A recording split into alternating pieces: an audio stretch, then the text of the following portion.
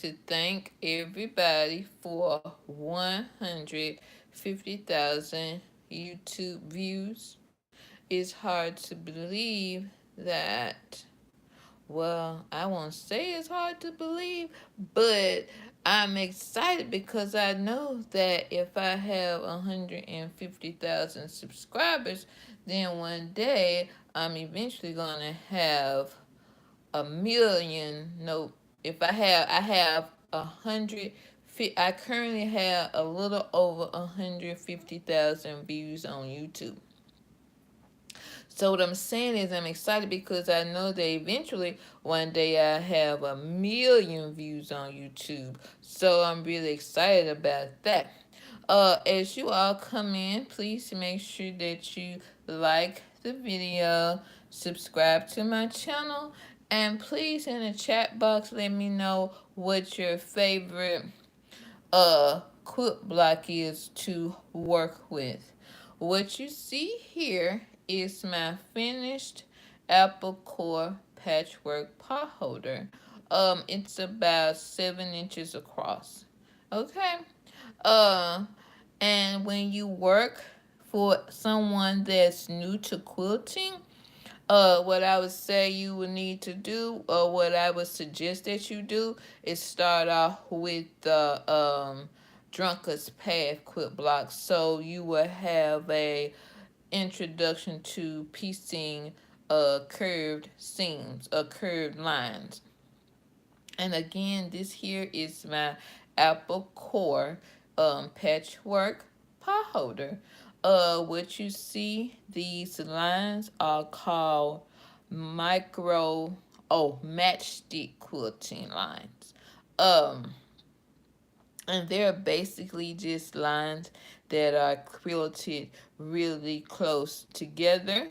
And what I'm showing you all tonight is the finished product. So I have completed my apple core patchwork pot holder.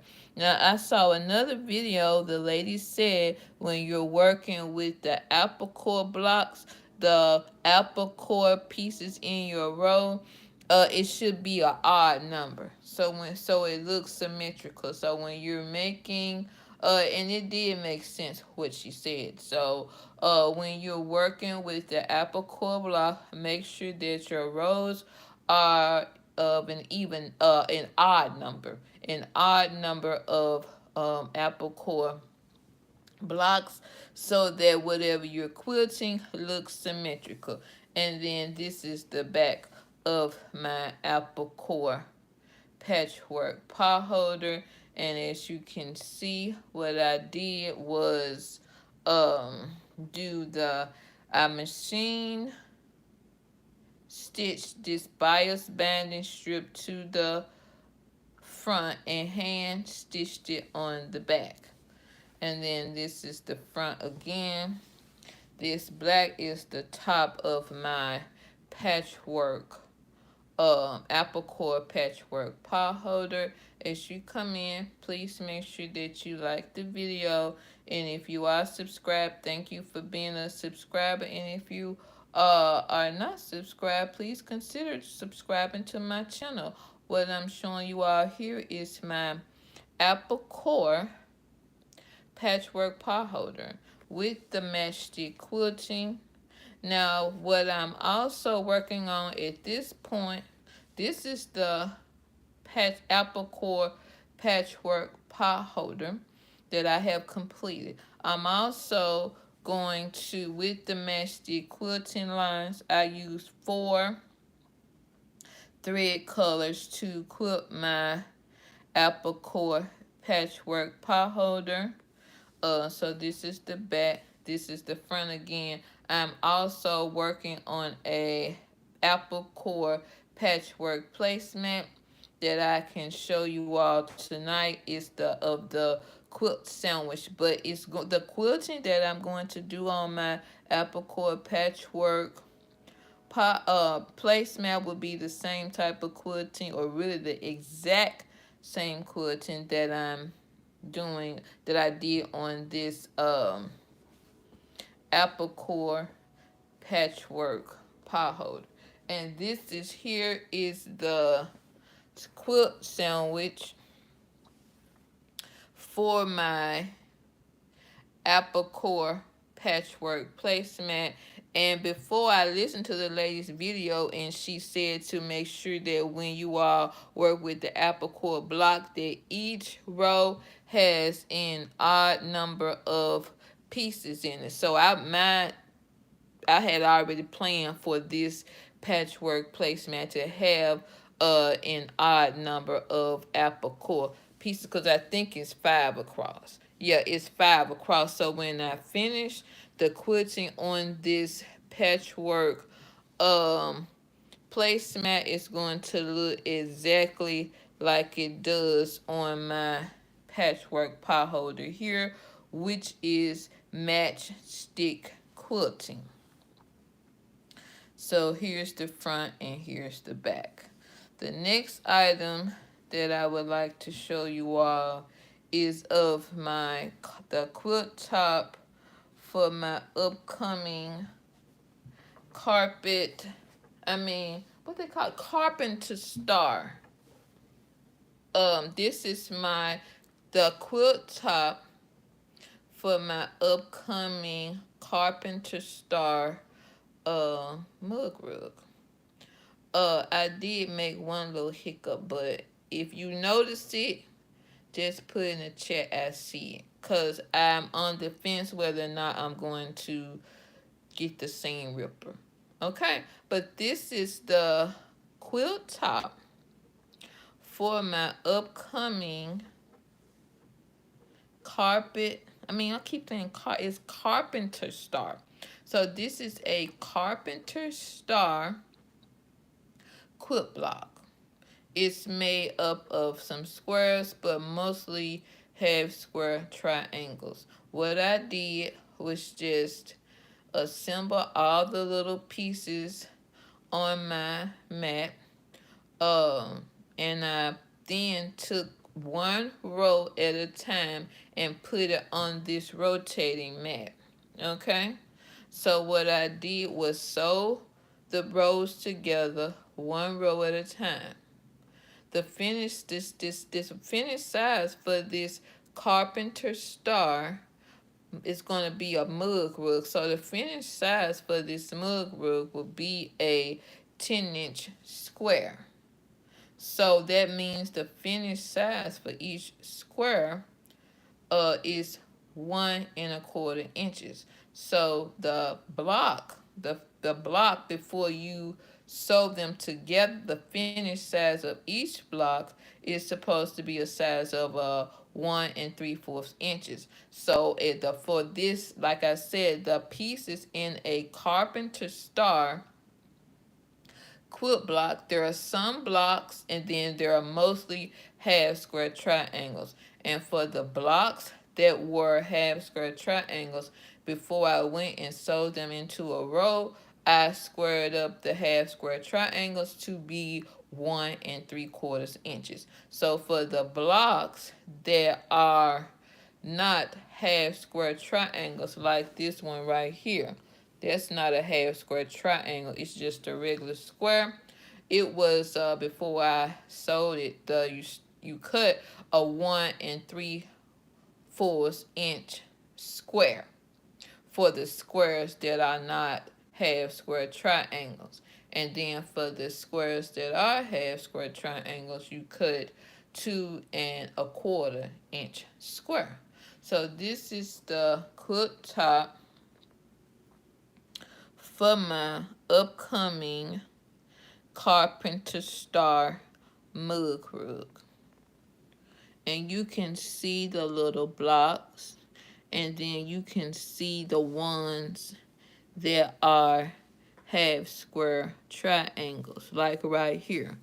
It's a background square. So for this carpenter star, you're going to have some background squares you're going to cut at the 1 3/4 inches for a finished size of 1 1/4 inch. And then for the background squares that are half square triangles, you have to also cut those at 2¼ inches. So for the squares is a 1¾ inches, and for the blocks that are half square triangles, you cut those squares at 2¼ inches. So this is the finished quilt top for my upcoming Carpenter's Star mug rug. And if you don't mind, please make sure that you like the video and subscribe to my channel. I do plan to make more of these Carpenter Star quilt blocks if I get a lot of views. I mean, if I don't get the views, there's no reason to keep making them. But I do have a vision to do one for every month of 2025. So that's something to look forward to. So that's going to be really exciting to see what all I end up doing with the Carpenter Star quilt block. And again, this is my up the quilt top, the Carpenter Star quilt top, or you can say Carpenter Star quilt block for my upcoming mug rug. So as far as my quilting, what I plan to do is put I may not quilt the background pieces, but for the red and white pieces, I will quilt them in the color that the half square triangle is, so that the quilt on the back will look like a carpenter star. And again, this is the quilt top for my upcoming Carpenter Star mug rug. This is my first time working with the Carpenter Star. For someone who is also new to working with the Carpenter Star, I would say you can go back and watch my live, but I would say make a design on graph paper of the Carpenter Star quilt block, and then shade it in for the design, and then make sure that you pay attention to each row as you go to sew your rows together, so that you end up with something that looks like a carpenter star and not something that does not look like a carpenter star. But this is really, really easy. Now, it took me a few hours to actually do this quilt block, but I feel that it was well worth the wait. And I will be making some more of these carpenter star quilt blocks if I get a lot of views. If I don't get any views, I'm not gonna keep doing it. But it's a lot of different directions I can go in with a carpenter star. Like, you can do lots of color combinations. You can make it scrappy. So I will be doing a long form video with more information on this carpenter star quilt block. So if I was to make it scrappy, each one of these sections would be a different print.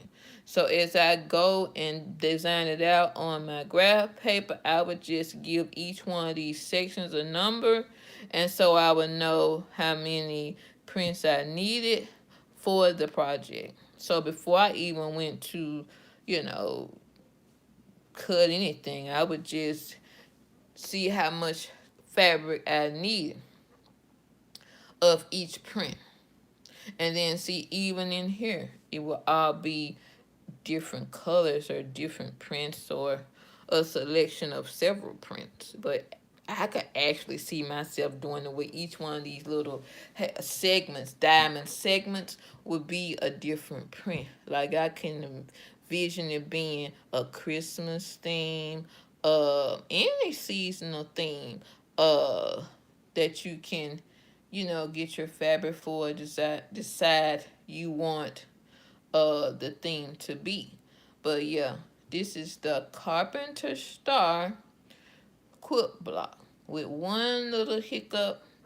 Like I said, I may undo the seam to correct it, but overall I give myself an A minus, because I did make one little hiccup on this carpenter star. And if you're familiar with the carpenter star quilt block, you probably can pinpoint where that little hiccup happened. But overall, I would say do it. Just make sure you measure your blocks, because it's very important.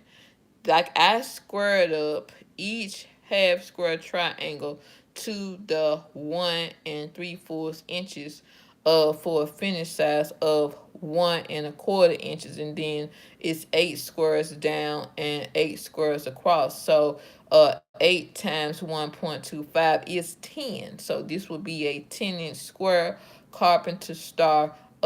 End up being a 10-inch square carpenter star mug hook. And then I'll go in again so that you all can see the actual close-up of my carpenter star. I'm very pleased with how it came out. It's very you know, you have to make sure, if you don't actually go and square up each half square triangle to be the right, like the 1 3/4 inch size, it's, the seams are not gonna line up, and then it's gonna look wonky. So that's why, but that's what I do anyway. Whenever I'm working in my quilt, I always square my pieces up before I go to sew my rows together. And then what I do for each row is I will nest the center seam together and then pin it, row together going that way. Then I go back and pin the row together going that way. So that's why, for pretty much, the seams lined up pretty good, because I square up my blocks to the size they're supposed to be, and then I nest my seams together from the middle to one, like the middle to the right side, and then I'll nest my middle seam together and my seams together as best I can, and then once I start in the center, I'll pin, nest these seams together, and then start pinning. So I pin on this side, and then I pin all the way across over here. Then I'll go back and I'll pin all the way across over there. And I do that for every row, and that's why my seams lined up pretty good. Now, they're not perfect, but overall they lined up pretty good to the point where you can tell this is a carpenter star. Again, please, as you come in, please make sure you like the video, subscribe to my channel. If you have any questions, you can put those in the chat. If you're on the replay, you can put your questions or concerns in the comment section, and I will reply. But again, this is the quilt top for my upcoming Carpenter Star mug rug. So again, I'll go in close, and as I finish, I will be making more videos of my carpenter's star. So this is just a close-up of my carpenter star quilt block. This will end up being a mug rug. So I'm very pleased with my color combination.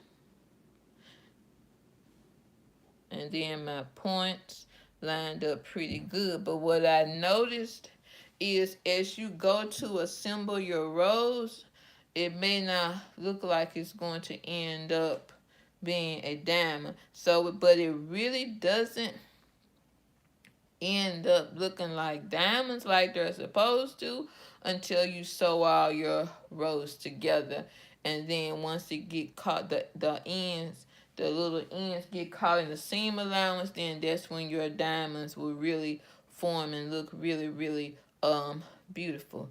So like I said, I'll give myself an A- for this, because I did make one little hiccup. But for overall, it came out to be pretty good.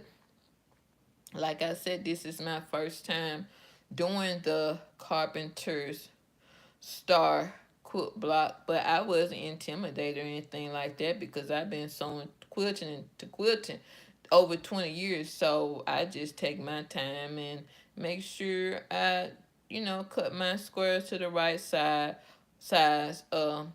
Nest my seams together. I like to, start from the middle out, pinning up my rows, and just take my time and don't be in a hurry. And then now this took me a few hours to sew together, but it did come out pretty good, I feel.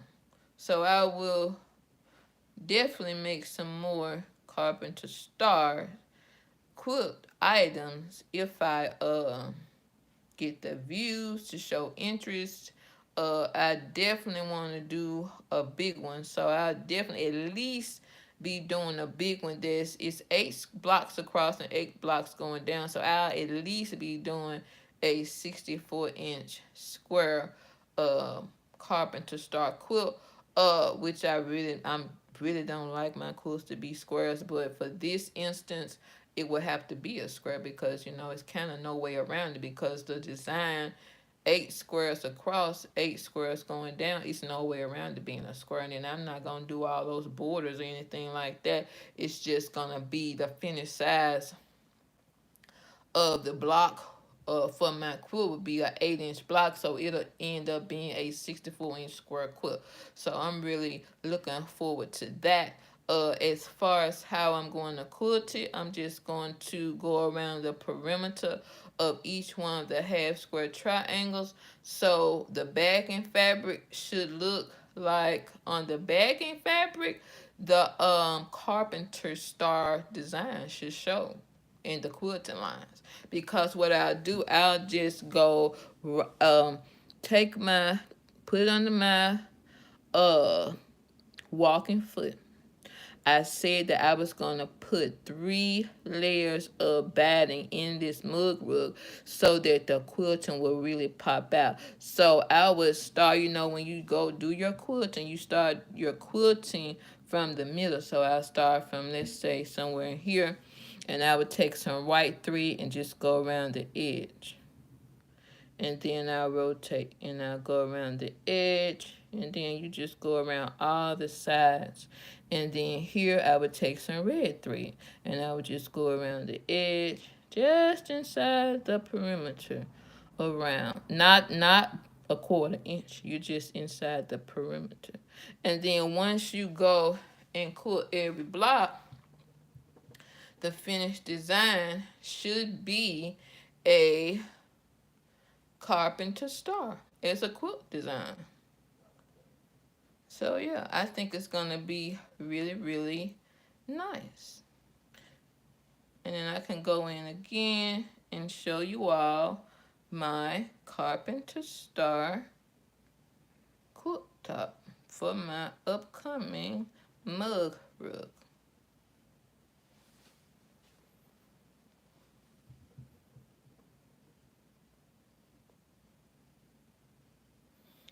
Again, it came out to be really, really beautiful. I'm absolutely proud of myself, especially since this is my very first time. Now, I've been quilting 20 years, but this is my very first time doing the Carpenter Star quilt block. So I think, or I feel, for a very first time, I did really good. And I just designed it out on graph paper. So if you want to find out about that, you can just go back and watch the lives that I did before this video. I did show the design on graph paper. I gave information on how to do yardage, determine yardage in your quilting. So yeah, it was very in depth. So that is worth going back and checking the videos out, the live videos that I did prior to this one, because it was lots of helpful information in it. Okay. And again, as you come in, please make sure you like the video and subscribe to my channel if you're interested or you like the type of quilting that I'm doing, you should go and watch some of my other videos. I am trying to get my watch hours up. Again, this is the quilt top for my upcoming mug rug. It will end up being a finished size of a 10-inch square. I'm going to put 3 layers of batting in my mug rug because I want my quilting to really pop out, to where on the back the quilting will be in the design of the carpenter star, because I'm going to quilt these half square triangles in the color thread that they are, so that on the back it will be the carpenter star design. Okay, so this is the look at the quilt top for my upcoming carpenter star mug rug. And I can go in and let you see it up close. So it's really nice. I was intrigued the first time I saw the carpenter star quilt block, and then I took the longest before I just decided to go on and do it, which I am glad I did, because I feel like this came out to be really, really nice, and it's gonna be a really nice mug rug to have. And you know, a mug rug is nothing more than just a small placemat. So this is the quilt top. This is my carpenter star quilt top for my upcoming mug rug. And again, I'll go in so that you can see it. And this is the other side. And like I said, I made one little hiccup. I may undo it, the seam, and fix the little hiccup. So it's not 100% perfect. It's like 90% perfect. So I say I give myself an A minus, because I am real picky about, my stuff being proper. So perfect. So far I give myself an A minus. Okay. So this is the quilt top from Carpenter Star quilt top for my upcoming mug rug. And it looks really nice. It looks like a carpenter star. So that's good for it to come out how it's supposed to come out. Look like it's supposed to look. So I'm very happy about that. Okay. So that's that. This is the quilt top for my upcoming carpenter star mug rug. So technically at this point it could be considered a carpenter star quilt block. And this is like my 3rd live I've done. So if you really want more information on it, you can just go back and watch my other live videos. About the 2, at least the 2 I did prior to this one, I was discussing the carpenter star quilt block. Okay. And the next thing I would like to show is the layout for my upcoming postage stamp mug rug. Nope, it's gonna be a postage stamp mug rug. That's correct. So it's under here. Voila. This is what first was on top of my little postage stamp pieces is a 20-inch ruler. I like to use this ruler to square up my big blocks or big patches.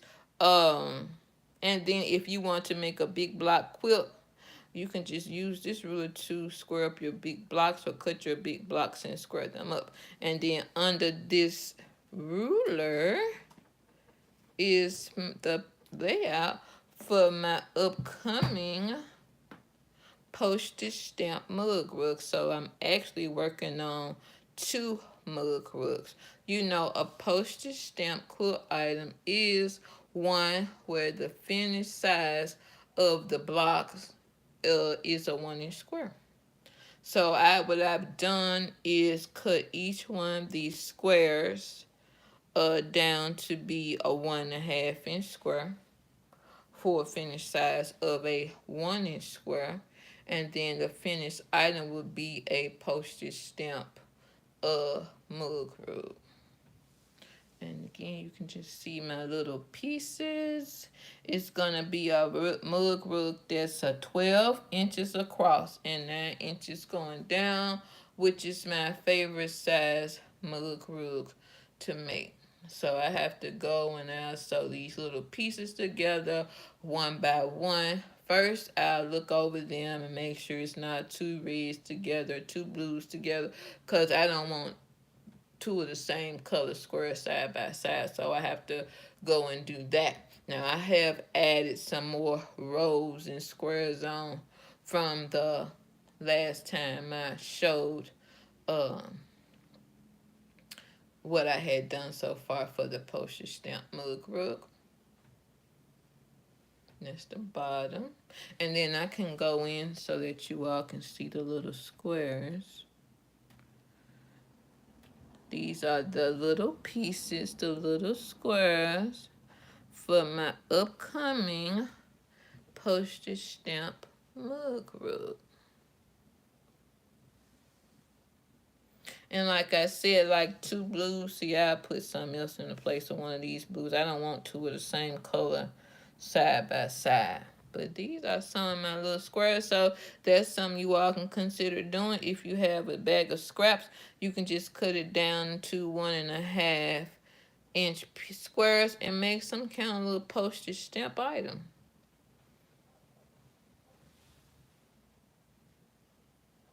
Again, these are the squares for my upcoming postage stamp mug rug. So there are several things I'm currently working on, so I'll have lots and lots of content coming out.